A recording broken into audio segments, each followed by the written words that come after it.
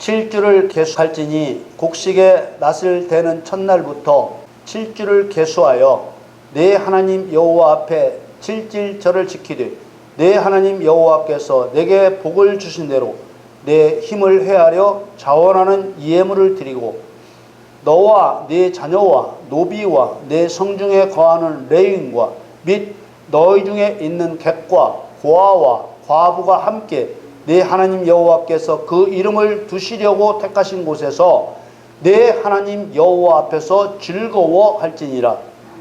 너는 애굽에서 종되었던 것을 기억하고 이 규례를 지켜 행할지니라. 아멘. 사랑하는 성도 여러분, 오늘은 기독교가 맥주 감사주일로 정하여 지키는 날입니다. 그런데 맥주 감사주일이라는 이 절기의 이름부터가 옳지 않습니다. 이름에 감사라는 말이 들어있기 때문입니다. 이유야 어떻든 하나님께 감사하는 것이 당연한 것이 아니냐고 말하겠지만 성경에 나오는 이 절기의 이름은 맥추절, 칠칠절, 오순절 이렇게 세 가지입니다. 그런데 여기에 감사라는 말을 쓰면 맥추절의 본질이 흐려집니다. 맥추절이라는 이름은 출애굽기 23장 16절에 나옵니다. 출애굽기 23장 16절에 맥추절을 지키라. 이는 네가 수고하여 밭에 뿌린 것의 첫 열매를 거둠이니라. 수장절을 지키라. 이는 내가 수고하여 이룬 것을 연종의 밭에서부터 거두어 저장함이니라. 맥추절을 지키는 의의는 말씀에 나오는 것처럼 네가 수고하여 밭에 뿌린 것의 첫 열매를 거두는 것에 있습니다. 이것은 농사 이야기이지만 성경은 농사 이야기를 하는 것이 아닙니다. 농사 이야기는 비유이고 실상은 그리스도의 이야기이기 때문입니다. 그래서 이 농사 이야기를 반드시 그리스도의 이야기로 해석해야만 하는 것입니다. 골로새서 2장 16절 10절 말씀에 그러므로 먹고 마시는 것과 절기나 월상이나 안식일을 인하여 누구든지 너희를 편론하지 못하게 하라. 이것은 장래일의 그림자이나 몸은 그리스도의 것이니라. 아멘. 맥추절은 절기입니다. 절기는 그림자라고 했습니다. 그림자의 실체는 그리스도라고 했습니다. 그렇기 때문에 맥추절을 맥주 감사주일이라고 하면서 한 해의 절반을 보낸 것에 감사하는 절기라고 하는 것은 성도를 속이는 일입니다. 뿐만 아니라 1년 농사의 첫 수확에 감사하는 절기라고 말하는 것도 성도를 속이는 일입니다. 속이지 않으려면 맥추절을 성령 강림과 연결시켜야 합니다. 그러므로 맥추절을 지키라. 이는 네가 수고하여 밭에 뿌린 것의 첫 열매를 거둠이라 라고 하신 말씀을 수고하여 밭에 뿌린 것이 무엇을 의미하는지, 뿌린 것의 첫 열매는 무엇을 의미하는지, 거두었다는 것은 무엇을 의미하는지를 성령께서 행하시고 이루어 가시는 일로서 설명을 해야만 하는 것입니다. 성경에 나오는 7절기는 하나님께서 경륜을 따라 하나님의 목적을 이루어 가시는 시간표입니다. 7절기는 6월절로부터 시작됩니다. 6월절은 십자가 구속을 의미합니다. 6월절 다음 절기는 맥주절이 있습니다. 성경의 맥주절은 77절 오순절이라고도 부릅니다.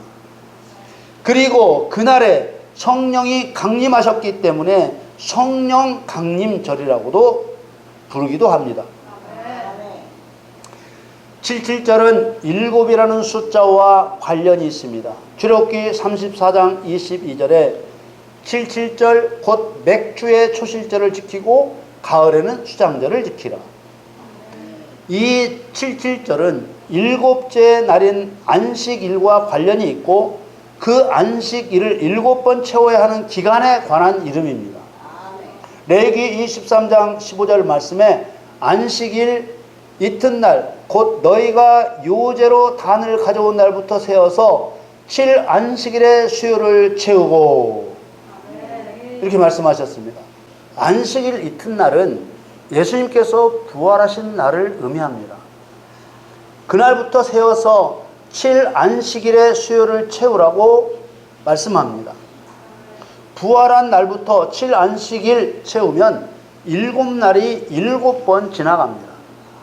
그래서 7.7절이라고 했습니다. 7이라는 숫자는 사단의 완전한 멸망을 의미하는 숫자입니다.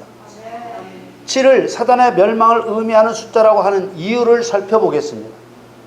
하나님께서 세상의 시작과 끝을 7,000년으로 설정하셨습니다. 이 7,000년은 그리스도의 초림을 예비하는 구약시대의 4,000년과 그리스도의 초림으로부터 재림까지 교회시대 2,000년, 그리고 1,000년 왕국기간 1,000년입니다. 재림하신 그때부터 7,000년이 시작이 됩니다. 7,000, 7,001, 2, 3, 4, 5 이렇게 율법의 시대 4,000년과 교회 시대 2,000년이 끝나고 7,000년이 시작되는 때 일어나는 대사건이 사단을 잡아 무저갱에 가두는 일입니다.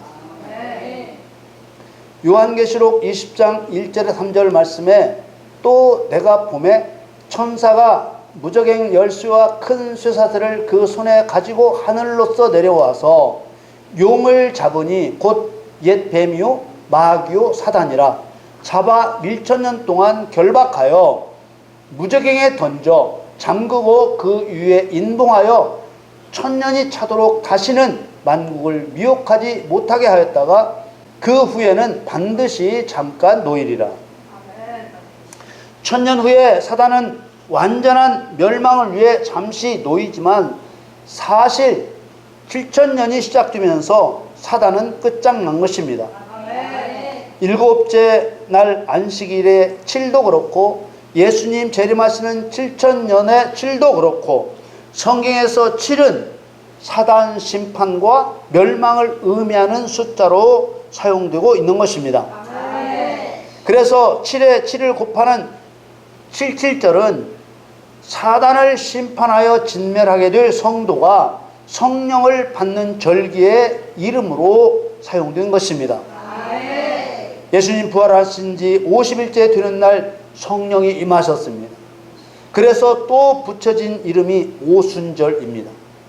레위기 23장 16절 말씀에 제7안식일 이튿날까지 합 50일을 계수하여 새 소제를 여호와께 드리되, 이 율법의 모형대로 부활 승천하신 예수님께서 성령을 부어주셨습니다.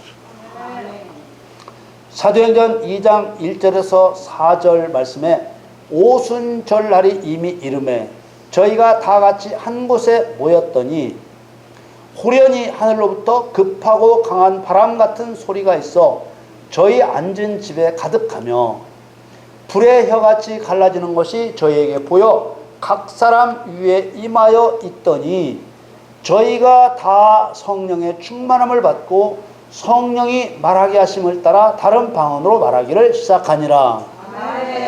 이렇게 성령을 받은 그리스도인들은 예수님께서 말씀하신 것처럼 그리스도의 증인으로 살아가게 됩니다. 곧 사단은 신이 아니며 오직 여호와만이 유일하신 참 신이심을 만천하에 증명하며 사는 사람이 되는 것입니다. 이처럼 성도가 성령을 받는 날을 의미하는 맥추절, 7.7절, 오순절을 은혜와 진리의 눈으로 바라볼 수 있다면 한 해의 절반을 은혜 가운데 보냈기 때문에 감사하는 절기라는 말은 도저히 못할 텐데 말입니다. 하나님께 감사하는 것이야 나무랄 일도 막을 일도 아닙니다. 그러나 감사라는 말을 앞세워 맥추절, 7.7절, 오순절의 본질을 흐리는 일은 성령의 일을 회방하는 것입니다. 진리의 성령께서는 성도에게 성령을 부어 죄가 무엇인지, 의가 무엇인지, 심판이 무엇인지 성도에게 맡겨 세상에 밝히 드러내시는 것입니다. 아멘. 요한복음 16장 8절 말씀에 그가 와서 죄에 대하여, 의에 대하여, 심판에 대하여 세상을 책망하시리라. 아멘. 그리스도의 몸된 교회는 성도에게 성령이 임하셨을 때부터 시작됩니다. 아멘. 성도에게 성령이 임하시기 전에는 그 성도는 증인도 심판자도 될 수 없습니다. 아멘. 그래서 부활의 예수님께서 성령을 받기 전에는 예루살렘을 떠나지 말라고 하셨습니다. 아멘. 사도행전 1장 4절 5절 말씀에 사도와 같이 모이사 저에게 분부하여 가라사대 예루살렘을 떠나지 말고 내게 들은 바 아버지의 약속하신 것을 기다리라. 아멘. 요한은 물로 세례를 베풀었으나 너희는 몇 날이 못 되어 성령으로 세례를 받으리라 하셨느니라. 아멘. 정확하게 예수님 부활하신 날로부터 50일째 되는 날 약속대로 성령께서 임하셨습니다. 아멘. 예수님이 사망에서 부활하신 것처럼 죄인도 하나님의 사랑으로 인하여 믿음으로 그리스도 예수 안에서 살아나야 합니다. 아멘. 이것이 구원을 받았다고 하는 것입니다. 아멘. 에베소 1장 1절에서 5절 말씀에 너희의 허물과 죄로 죽었던 너희를 살리셨도다. 아멘. 그때 너희가 그 가운데서 행하여 이 세상 풍속을 쫓고 공중의 권세 잡은 자를 따랐으니 곧 지금 불순종의 아들들 가운데서 역사하는 영이라. 전에는 우리도 다 그 가운데서 우리 육체의 욕심을 따라 지내며 육체와 마음에 원하는 것을 하여 다른 이들과 같이 본질상 진노의 자녀이었더니 긍휼에 풍성하신 하나님이 우리를 사랑하신 그 큰 사랑을 인하여 허물로 죽은 우리를 그리스도 예수 안에서 살리셨고 너희가 은혜로 구원을 얻은 것이라. 아멘. 아멘. 구원의 상태를 일컬어 그리스도의 피로 구속 곧 죄사함을 받았다고 합니다. 또 다른 말로는 죄가 씻어졌다는 의미로 물로 거듭났다고 합니다. 또 다른 말로는 이신칭의라고 하지요. 믿음으로 의롭다 여김을 받았다고 합니다. 그리스도를 구원의 주인으로 믿고 회개하여 얻은 이 구원은 사람의 어떤 노력이나 공적으로 될 수 없고 오직 값없이 베풀어 주시는 하나님의 은혜를 따라갔습니다. 이미 영적인 사망 상태에 있기 때문이지요. 구원을 받았으면 그 상태에 머물러 있으면 안 되고 성령을 받아야 합니다. 죄사함의 구원을 받는 단계는 성령을 받기 위한 준비 단계입니다. 맥추절, 77절, 오순절은 바로 구원받은 성도에게 성령을 부어주시는 날을 예표로 보여주신 날입니다. 약속된 예표대로 예수님이 부활하신 날부터 50일째 되는 날 정확하게 성령께서 임하셨습니다. 이것은 비단 2000년 전 마가의 다락방에 최초로 성령이 임하셨던 그때 그 상황만을 의미하는 것이 아닙니다. 오늘날도 매일같이 맥추절, 77절, 오순절의 의미대로 죄사함의 구원을 받은 믿는 자들이 구원을 받은 날로부터 50일째 되는 날은 성령을 받아야 하는 것이지요.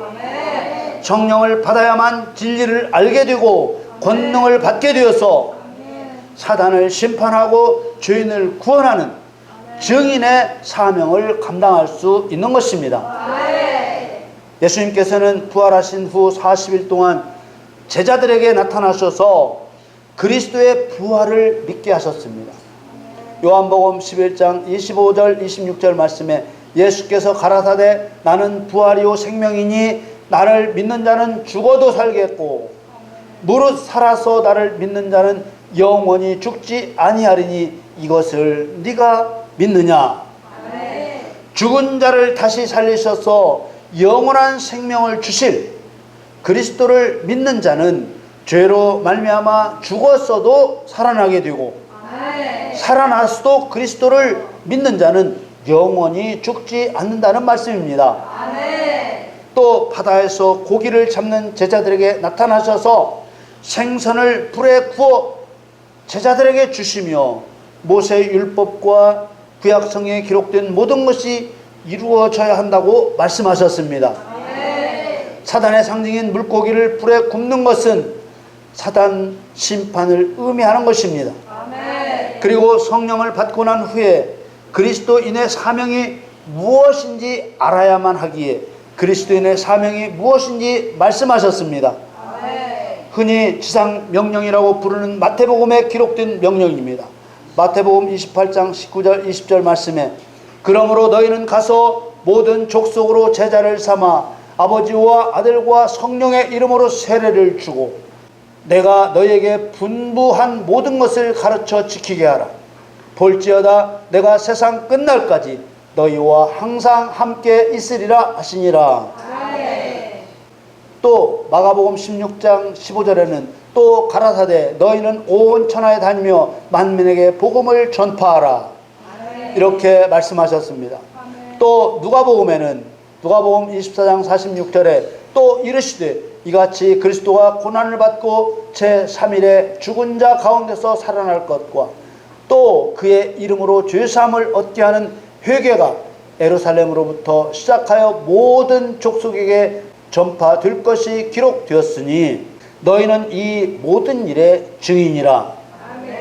또 요한복음에는 예수께서 또 가라사대 너희에게 평강이 있을지어다. 아버지께서 나를 보내신 것 같이 나도 너희를 보내노라. 이 말씀을 하시고 저희를 향하여 숨을 내쉬며 가라사대 성령을 받으라. 너희가 네 죄든지 사하면 사해질 것이요 네 죄든지 그대로 두면 그대로 있으리라 하시니라. 또 요한복음에서 베드로에게 요한의 아들 시몬아 네가 이 사람들보다 나를 더 사랑하느냐 물으시며 내 어린 양을 먹이라 내 양을 치라 내 양을 먹이라 명령하셨습니다. 그리고 사도행전에서 성령을 받게 되면 그리스도의 증인이 된다고 하셨습니다. 사도행전 1장 8절에 오직 성령이 너희에게 임하시면 너희가 권능을 받고 예루살렘과 온 유대와 사마리아와 땅 끝까지 이르러 내 증인이 되리라 하시니라. 부활하신 예수님은 40일 동안 제자들에게 부활을 믿도록 가르치시며 활동하셨습니다. 죽은 자의 부활을 믿지 못한다면 죽음에 대한 두려움과 이 땅에 대한 미련 때문에 생명을 걸고 사역을 감당할 수 없습니다. 죽어야 다시 사는데 다시 살기 위해 죽어야만 하는데 부활을 믿지 못하면 자기 생명을 영생을 위해 씨앗처럼 심지 못하는 것입니다.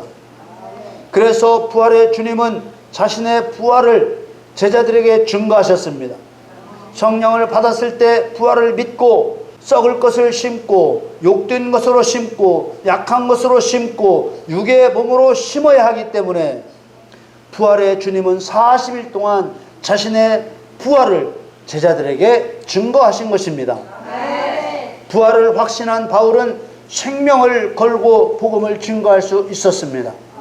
사도행전 20장 24절 말씀에 나의 달려갈 길과 주 예수께 받은 사명 곧 하나님의 은혜의 복음을 증거하는 일을 마치려 하면은 나의 생명을 조금도 귀한 것으로 여기지 아니하노라. 부활의 예수님께서 성령을 주시기 전에 제자들에게 부활에 대한 확신을 갖도록 하신 것은 성도들에 의해서 전파될 복음의 변질도 막고 성도의 믿음도 변질되지 않게 하시려는 것이었습니다. 고린도전서 15장 13절에서 15절 말씀에 만일 죽은 자의 부활이 없으면 그리스도도 다시 살지 못하셨으리라. 그리스도께서 만일 다시 살지 못하셨으면 우리의 전파하는 것도 헛것이요 또 너희 믿음도 헛것이며 또 우리가 하나님의 거짓 증인으로 발견되리니 우리가 하나님이 그리스도를 다시 살리셨다고 증거하였습니다. 만일 죽은 자가 다시 사는 것이 없으면 하나님이 그리스도를 다시 살리시지 아니하셨으리라. 우리가 오늘날 성령을 부어주시는 맥추절, 77절, 오순절의 의미를 따라 성령과 동력이 이루어지도록 성령의 통치와 능력을 구해야 합니다. 성령을 받는다는 의미는 성령을 무슨 그릇으로 담아 부어주신다는 그런 뜻이 아니라 성도로 하여금 하나님의 목적을 이룰 수 있도록 영적으로 교통하면서 진리를 가르쳐 주시고 능력을 행하게 하시는 것을 말합니다. 그렇기 때문에 믿음과 순종 안에서 끊임없이 성령의 통치와 능력을 구해야 하는 것입니다. 그리고 모든 믿는 사람이 죄사함의 구원을 받은 날로부터 50일째 되는 날에는 성령을 받을 수 있게 그리스도의 심판과 부활을 믿을 수 있도록 도와줘야 하는 것입니다. 데살로니가 전서 5장 19절 말씀에 성령을 소멸치 말며라는 이 말씀이 있습니다. 이 말씀을 가지고 마치 사람 안에 있던 성령이 점점 없어지는 것처럼 말하는데 그런 뜻이 아닙니다. 하나님이신 성령은 무슨 물건이 아닙니다. 게으름이나 범죄로 인하여 성령을 거슬리는 일을 하지 말라는 뜻입니다.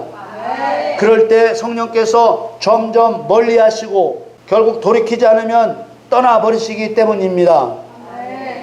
고린도후서 10장 4절 말씀에 우리의 싸우는 병기는 육체에 속한 것이 아니요 오직 하나님 앞에서 견고한 진을 파하는 강력이라. 이러한 영적 싸움을 싸워나갈 수 있도록 죄사함의 구원을 받은 자마다 계속해서 오순절, 77절, 맥추절을 맞아야 하는 것입니다. 지금까지 설명해드린 말씀 안에는 오늘 본문의 의도도 다 들어있습니다. 신명기 16장 9절 말씀에 7주를 계수할지니 곡식의 낫을 대는 첫날부터 7주를 계수하여 곡식의 낫을 대는 첫날은 예수님으로 말하면 부활하신 날이요 성도인 우리로 말하면 죄사함의 구원을 받은 날을 말합니다.